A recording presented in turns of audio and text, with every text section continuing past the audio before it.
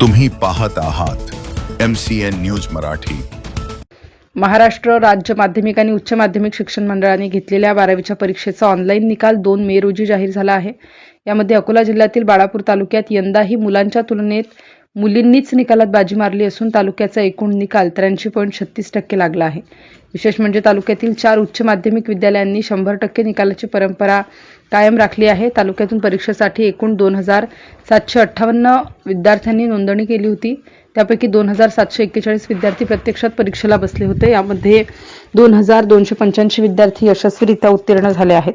गेल्या काही वर्षांचा कल पाहता यंदाही मुलींनीच निकालात आपली सरशी कायम ठेवून मुलांवर मात केली आहे।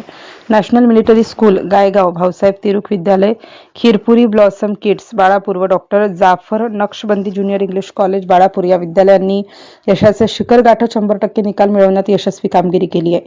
काही ठिकाणी निकालाची टक्केवारी कमी असली तरी ग्रामीण भागातील विद्यार्थ्यांनी प्रतिकूल परिस्थितीवर मात करत मिळवलेल्या या यशाचे सर्वत्र कौतुक होत आहे। MCN न्यूज मराठीकरिता शेख जावेद हासम, बाळापूर।